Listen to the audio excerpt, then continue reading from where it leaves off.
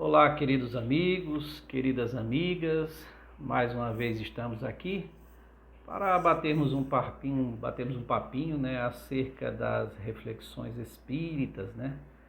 E hoje a gente vai falar um pouquinho sobre um item do Livro dos Espíritos, né?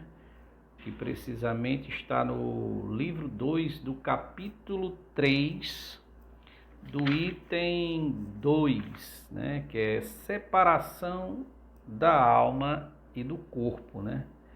É um tema bem delicado e que muita gente tem curiosidade, uma vez que a morte sempre é objeto de especulações, de medo e de inquirições por parte de muita gente, né? Então eu brinco muito que a gente se prepara para tudo nessa existência, né? A gente se planeja para tudo. Para tudo fazemos planejamento, mas quando se trata do mundo espiritual, aquele que de fato nós vamos viver, aquele que é a vida real, aquele ao qual a gente está inclinado a seguir para lá, nós não fazemos nenhum tipo de planejamento, né?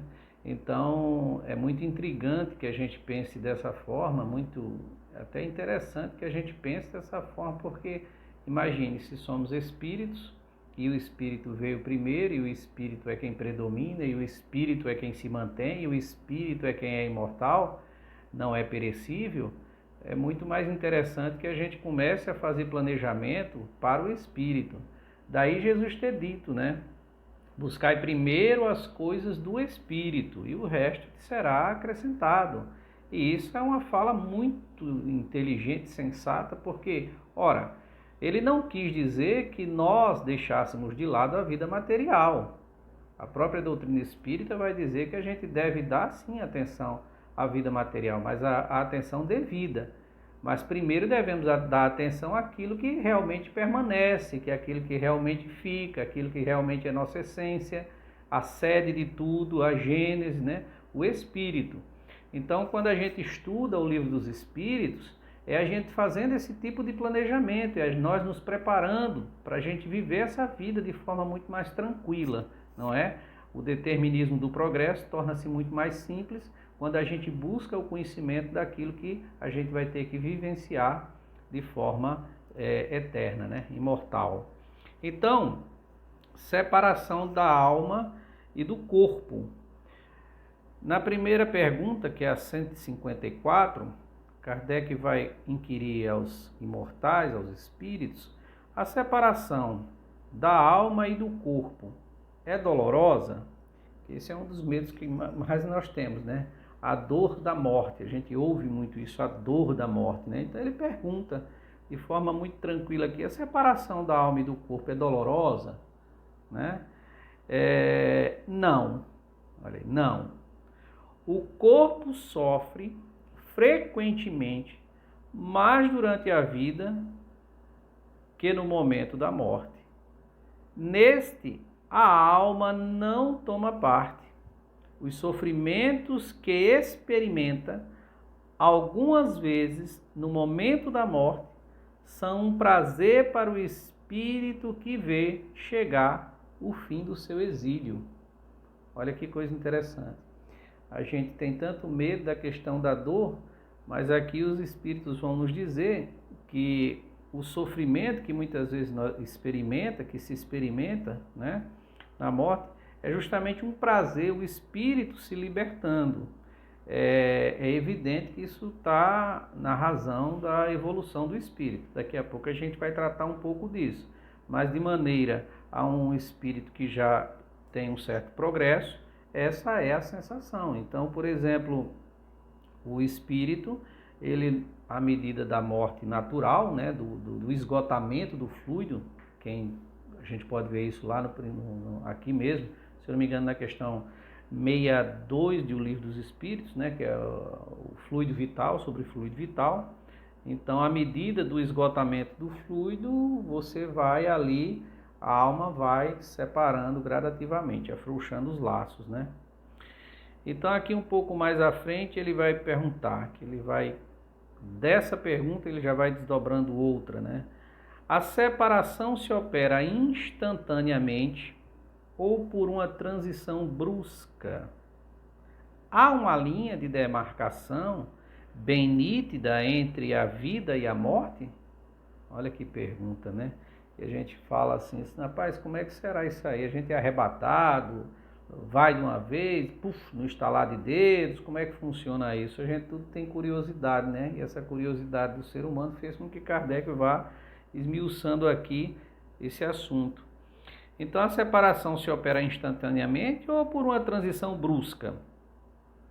E por uma transição brusca, né? Há uma linha de demarcação bem nítida entre a vida e a morte? E olha a resposta dos espíritos. Não.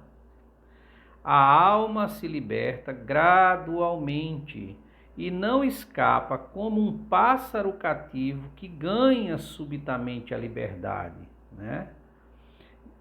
Esses dois estados se tocam e se confundem. Assim, o espírito se liberta, pouco a pouco, de seus laços. Os laços se desatam, não se quebram. Deixa a gente dar uma olhadinha aqui na questão 62, só para a gente ver como é que... Na questão 62, Kardec pergunta qual é a causa da animalização da matéria. Veja bem, a causa da animalização da matéria é sua união com um princípio vital. Já quando ele chega aqui na questão 68, que é justamente qual a causa da morte entre os seres orgânicos, aí ele vai dizer, os espíritos respondem, o esgotamento dos órgãos. Então veja que, por exemplo, ele vai se esgotando. O fluido que anima, o princípio vital que anima o corpo, né, que a união dele com os órgãos vai dar vida, ele vai se esgotando. E à medida que ele vai se esgotando, ele vai ali a bateria, vamos dizer assim, a bateria arriando, né?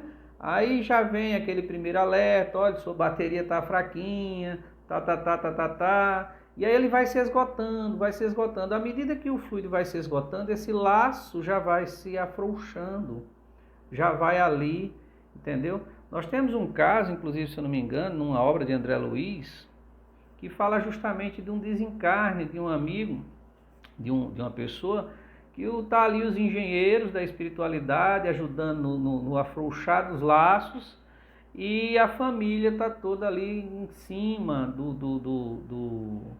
da pessoa, para, olha, não vai não, não vai não. Olha, é muito natural esse fenômeno de que a gente não queira que aquele a quem a gente ama não vá. Isso é muito normal, entendeu?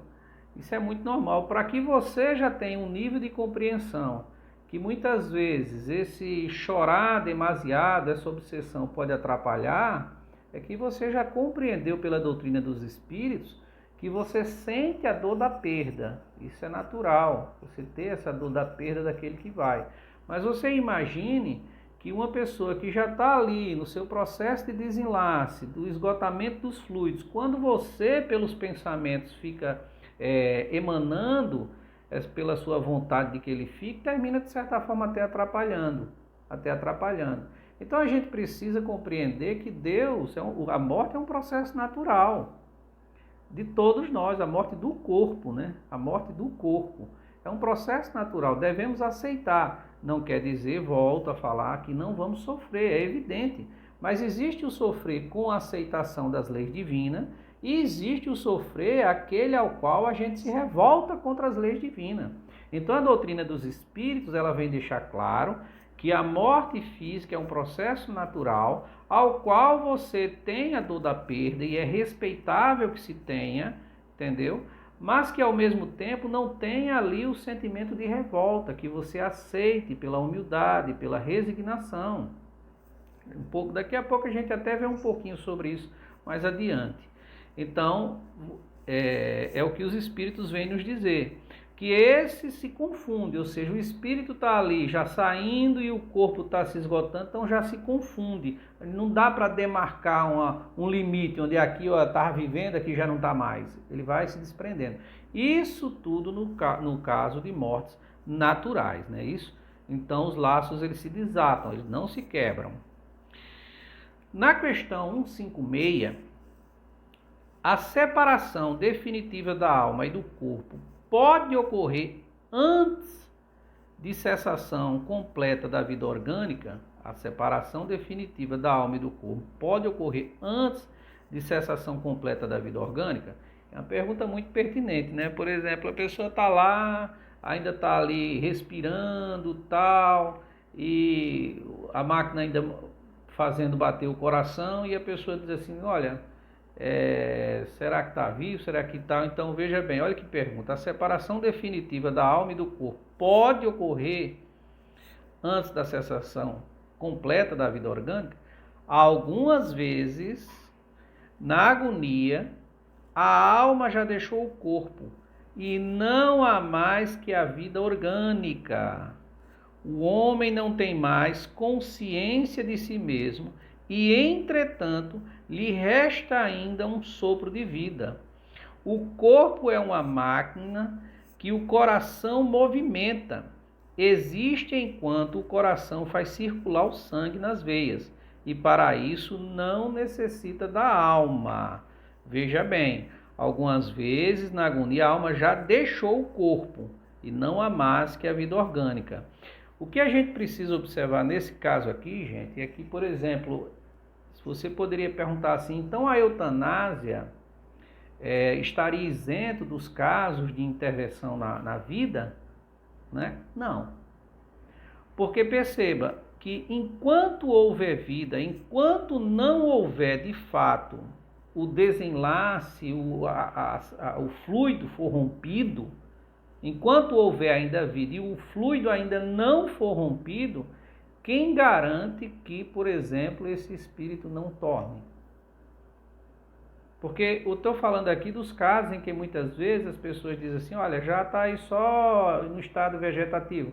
Pode ocorrer, como diz aqui, que a alma já tenha ali se libertado, porém não compete muitas vezes a nós o julgamento de aplicar a eutanásia. Por quê? Porque quem é que garante? São casos, e cada caso é um caso. Nós não podemos aplicar uma regra para todos os casos. Então, melhor que se cumpra a lei da vida, né? Que se cumpra a lei da vida. Então, nesse caso, pode ocorrer que o espírito, que a alma já tenha ali se desprendido, né? Já tenha se desprendido. No entanto, a gente não se aplica a questão da eutanásia, porque você não sabe. E se você não sabe, não deve fazer. Na dúvida, é melhor não fazer, não é isso? No momento da morte, a alma tem algumas vezes uma inspiração ou êxtase que lhe faça entrever o mundo em que vai entrar? Olha que pergunta, né? Frequentemente, a alma sente, se desatarem os laços que ligam o corpo, ela faz então todos os seus esforços para os romper inteiramente. Já em parte desligada da matéria, vê o futuro se desenrolar diante dele e alegra-se por antecipação da situação de espírito. Ora, isso aqui deixa muito claro que, por exemplo, essa transição não se dá de forma brusca, ou seja, frequentemente a alma sente se desatarem os laços que se ligam ao corpo. Então ele faz então seus esforços justamente para romper inteiramente, uma vez que aqui ele já está compreendendo que terminou sua tarefa.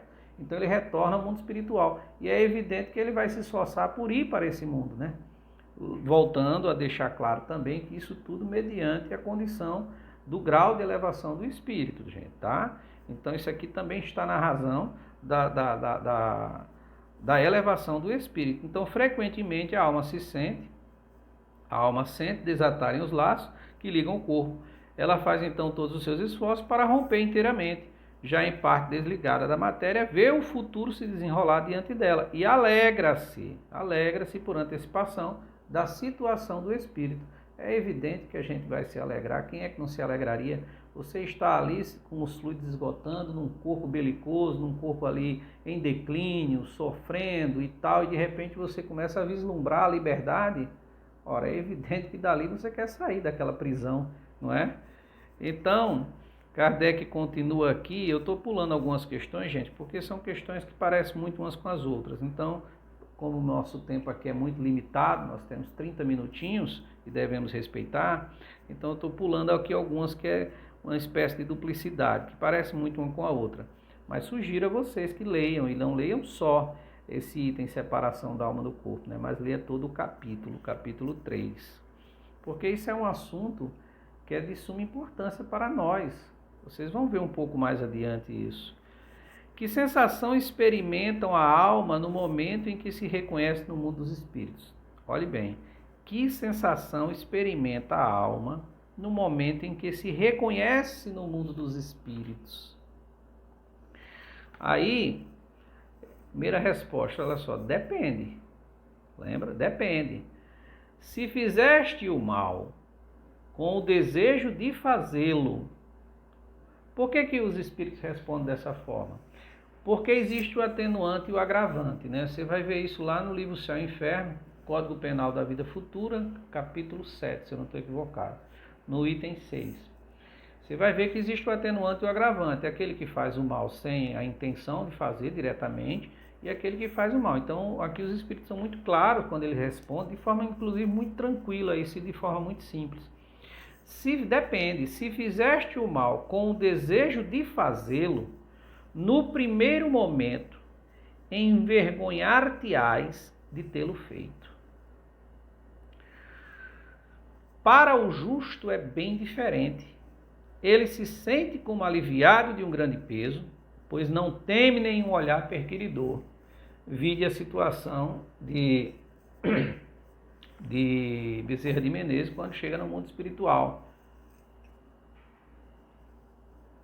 Quando Bezerra chega no mundo espiritual, quando ele vai ver a quantidade de espíritos que estão ali à sua espera, como uma verdadeira festa, né? Então, isso aqui a gente vai ver lá, no caso de Bezerra de Menezes. Nós vamos ver também lá em Hebreus, se você lembrar, Hebreus 9:27, quando Paulo diz: é dado ao homem morrer uma única vez, e em seguida ser julgado. E faz todo sentido, né? Tem gente que utiliza essa passagem para falar que não existe a reencarnação, mas se você ler e observar direitinho, é bem o contrário. Porque ele diz que é dado ao homem, esse corpo viveu uma única vez. Esse corpo desse homem viveu uma única vez, em seguida ser julgado. Veja, vai depender muito. Então você passa por uma espécie de que tipo de julgamento? O julgamento dos olhares daqueles a quem você fez bem ou fez mal, não é? A questão 160, o espírito reencontra imediatamente aqueles que ele conheceu sobre a terra e o que morreram antes dele. Olha que pergunta, né? O espírito reencontra imediatamente aqueles que ele conheceu sobre a terra e que morreram antes dele? Sim. Segundo a afeição que lhes tinha e a que tinham por ele, frequentemente, eles o veem receber em sua volta ao mundo dos espíritos e ajudam a libertá-lo das faixas da matéria. Reencontra também a muitos que havia perdido de vista em sua permanência sobre a terra. Vê aqueles que estão na erraticidade, no mundo dos espíritos, né? Aqueles que estão encarnados e os vai visitar. Porém, aqui a gente precisa abrir um parênteses, né? Olha que interessante, porque aqui, por exemplo, os espíritos dizem, vamos à pergunta novamente, o espírito reencontra imediatamente aqueles que ele conheceu sobre a terra e que morreram antes dele? Sim, segundo a afeição que lhes tinha, simpatia, né? Vamos dizer assim, e que lhes tinha e que tinham por ele. Frequentemente, eles o veem receber em sua volta ao mundo dos espíritos e o ajudam a libertá-lo. Frequentemente. Isso é bom a gente observar, gente, porque, por exemplo, não é todos os casos que, por exemplo, o espírito reencontra imediatamente. Vide o próprio André Luiz na obra Nosso Lar, que ao desencarnar ele não reencontrou com a mãe dele de imediato, não é? Ele não reencontrou. Se você ver também o caso, o livro Céu e Inferno vai tratar de um caso como esse também, da mãe e do filho. Acho que é no capítulo 5 da segunda parte do livro Céu e Inferno, que é o exemplo da mãe, que o filho ali, vindo a já perto de desencarnar, aos 21 anos, muito jovem, e a mãe muito apaixonada pelo filho, ela diz claramente a ele que em breve o reencontraria. Todo mundo toma aquilo como uma frase normal, porque era a dor da perda ali. No entanto, ela vai para o celeiro e comete suicídio.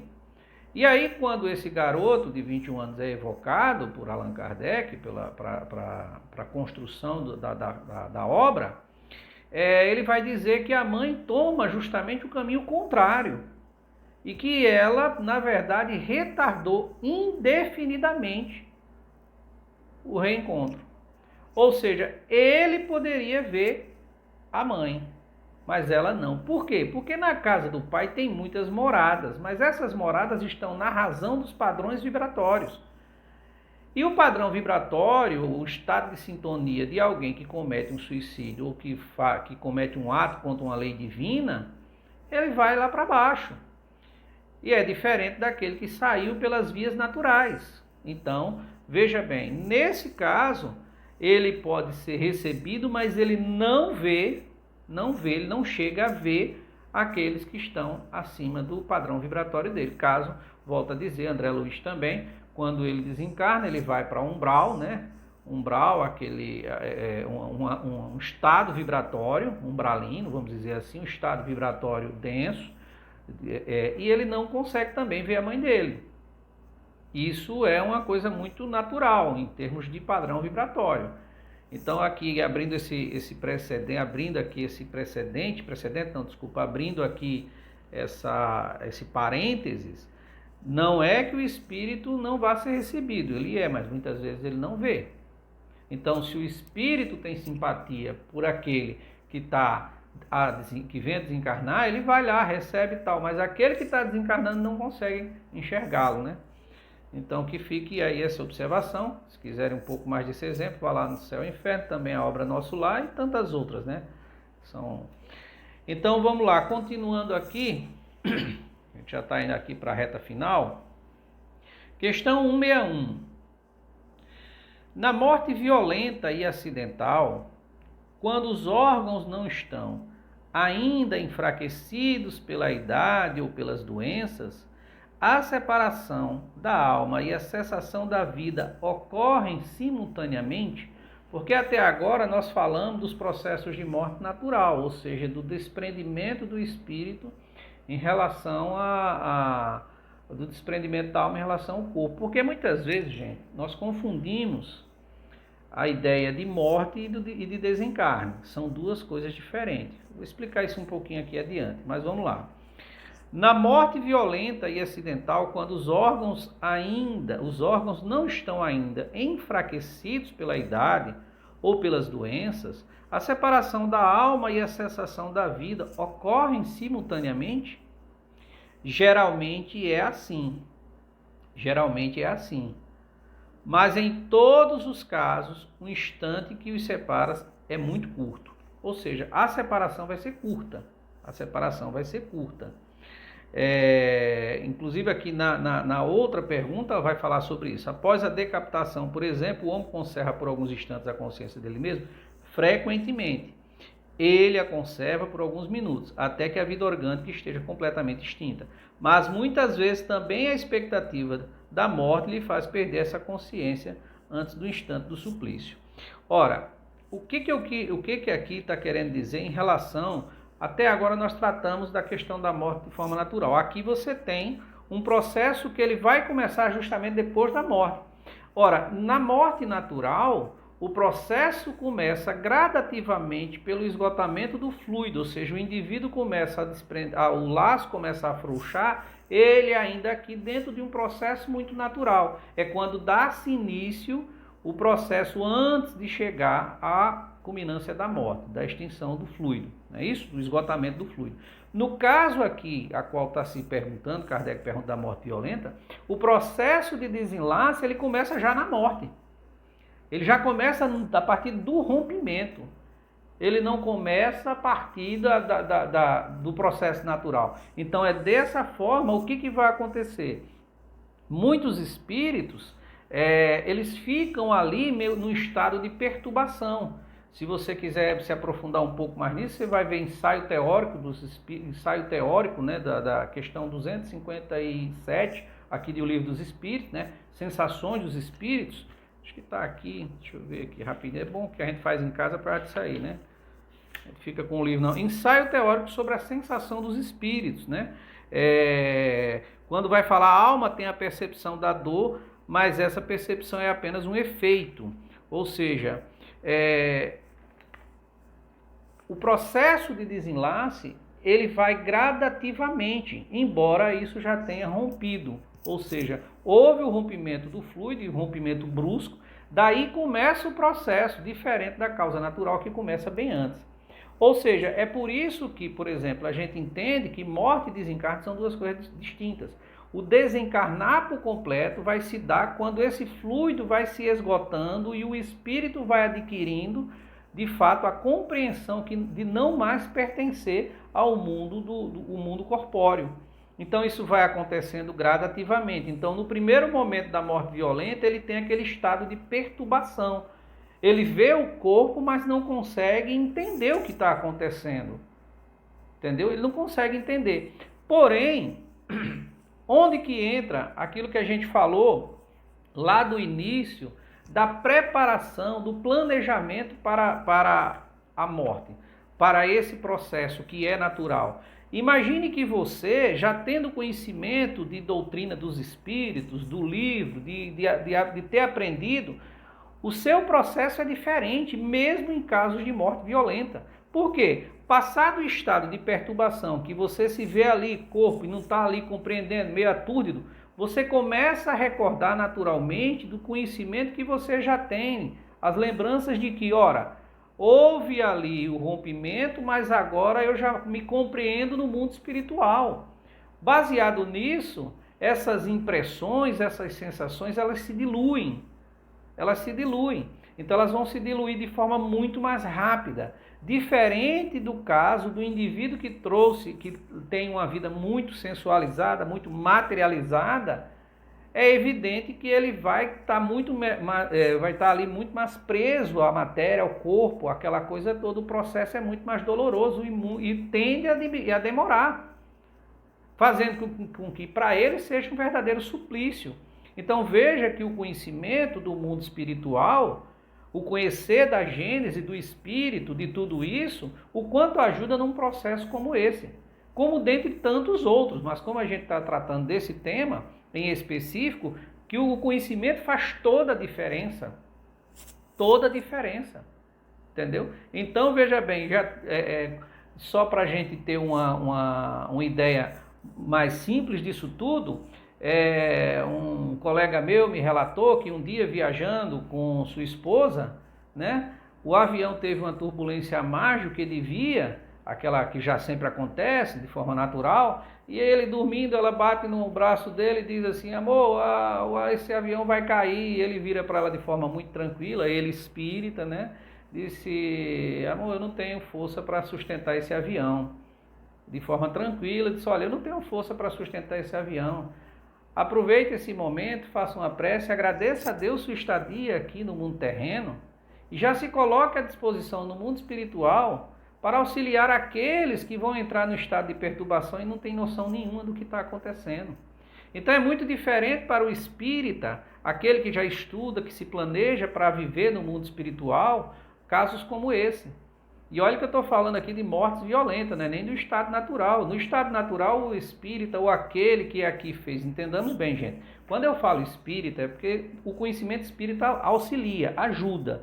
Mas, no entanto, o que predomina do outro lado, de fato, é a sua vida, a vida que você teve aqui. Qual foi o teu propósito de vida? Como você viveu aqui? Porque tudo que acontece no mundo espiritual é consequência daquilo que você fez aqui, independente de ser espírita ou não. Imagine que você teve uma vida toda regrada, uma vida moral, uma vida edificante, uma vida que você olhou lá os ensinos de Jesus, tentou aplicar. Então veja bem, tudo isso contribui no mundo dos espíritos. Não é por ser espírita. O espírita tem uma vantagem que é conhecer o processo, né? Ele conhece o processo pelo exemplo que os espíritos já nos deram, pelo conhecimento que nos trouxeram. Mas, independente disso, o que predomina de fato é o teu condicionamento moral, o teu grau de evolução, a tua consciência ali. Então é isso que os Espíritos vêm nos deixar de forma muito clara, tanto quando se trata desse item, separação do corpo e da alma.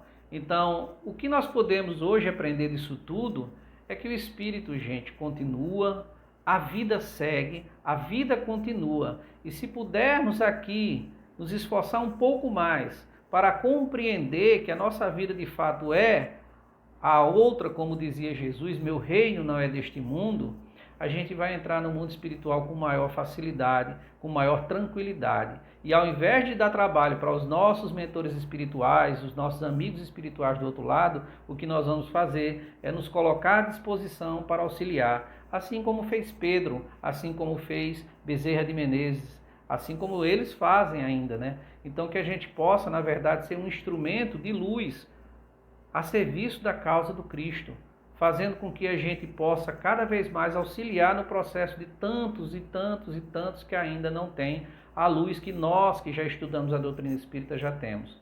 Mas volto a dizer, isso na verdade está na razão da tua evolução moral, porque o conhecimento por si só, ele só tem um pouco a valência dele é muito pouca se você não aplicar. Então você não precisa só conhecer o Evangelho e a doutrina espírita, mas também precisa aplicar. Porque é na aplicação que tu irás elevar o teu condicionamento moral. É na aplicação daquilo que você conhece, daquilo que você aprendeu, tanto do Evangelho quanto da doutrina espírita. Já ultrapassamos até um pouquinho. Muita paz, espero poder ter contribuído com esse estudo de hoje, com essa nossa fala. E não se detenham só com isso. Vão adiante, estudem o capítulo, perguntem, inquira, faça tudo que Allan Kardec nos recomenda. Evoluir, evoluir. Eis, muita paz.